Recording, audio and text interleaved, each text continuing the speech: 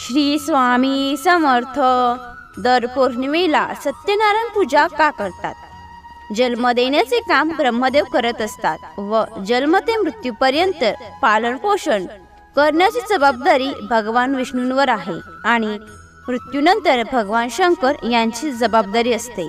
म्हणून मेल्यानंतर मृत आत्म्यांना मुक्ती देण्याचे कार्य भगवान शंकराच्या स्थानी असते। श्रीक्षेत्र त्र्यंबकेश्वर या ठिकाणी नारायण नागबली हा विधी केला जातो। आपल्या घरात पुरेसे न मिळणे, आर्थिक अडचणी येणे, अन्न चविष्ट न लागणे, अन्न खाऊन तृप्ती न होणे, महिनाभर पुरणारे धान्य महिनाभर न पुरता ते लवकर संपणे, घरात पैसा नको असलेल्या ठिकाणी खर्च करावा लागणे, पैसा घरात आला म्हणजे त्याला वाटा फुटून अनाठाई पैसा खर्च होणे, सतत 12 पौर्णिमेनंतर त्या व्यक्तीचे वरील प्रश्न बऱ्याच अंशी सुटलेले असतात। बरेच चांगले अनुभव लोकांना आलेले दिसतात। याचे कारण असे की आपण जी सत्यनारायण पूजा करतो ती धान्याची पूजा असते।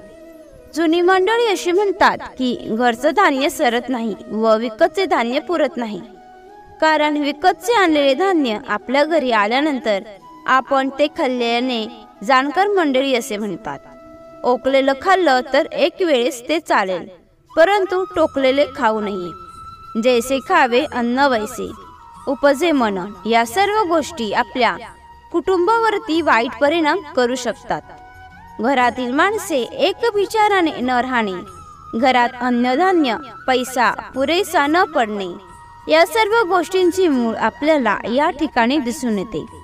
म्हणून आपल्या पूर्वजांनी फार बारीक अभ्यास करून घरच्या घरी पौर्णिमेला सत्यनारायणाची पूजा करण्याची प्रथा यासाठी घालून दिली आहे। आपल्या घरी असलेले अन्न व धन पालन पोषणाची जबाबदारी भगवान विष्णू यांच्याकडे असल्याने भगवान विष्णूंच्या अधिष्ठानात घरातील धान्य व पैशाची सत्यनारायणाच्या पूजेच्या माध्यमातून जर आपण पूजन केले तर त्या पैशाचे आणि धान्याचे सर्व दोष नाहीसे होतात। तसेच तो पैसा धन पैशात पैसा टाकल्यास त्याला बरकत राहते, त्या ठिकाणी पवित्रता येऊन घरात सुख शांती आनंदी प्रसन्न वातावरण राहण्यास सुरुवात होते। सत्यनारायण पूजा ही दर पौर्णिमेला प्रदोषकाळी करावयाची असते।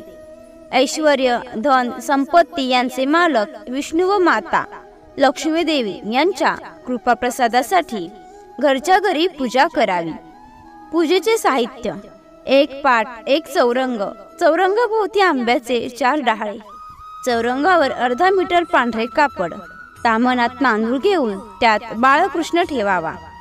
3 सुपाऱ्या विड्याच्या पानावर ठेवाव्यात।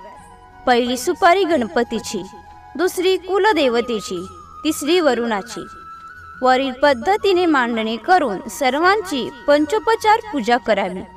नंतर रव्याचा प्रसाद करून नैवेद्य दाखवून सत्यनारायणाची पोथी वाचावी। पोथी वाचून झाल्यानंतर अन्नाचा नैवेद्य दाखवावा। आरती करून प्रसाद वाटावा।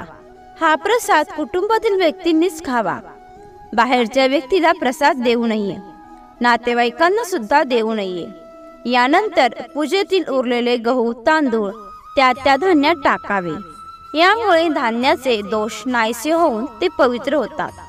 कारण जेव्हा धान्य दुकानातून विकत आणत असतो त्यावेळी अनेकांचे हात त्या धान्याला लागले असतात, त्याचे दोष नाहीसे होण्यासाठी ते पवित्र धान्याला लागले असतात।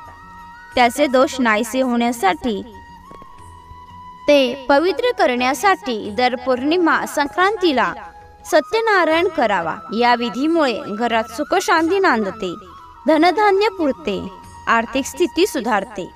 तुम्हाला ही माहिती आवडली असेल तर लाईक आणि शेअर करा। तसेच अशीच माहिती नेहमी ऐकण्यासाठी चॅनलला सबस्क्राईब नक्की करा। श्री सद्गुरू स्वामी समर्थ। धन्यवाद।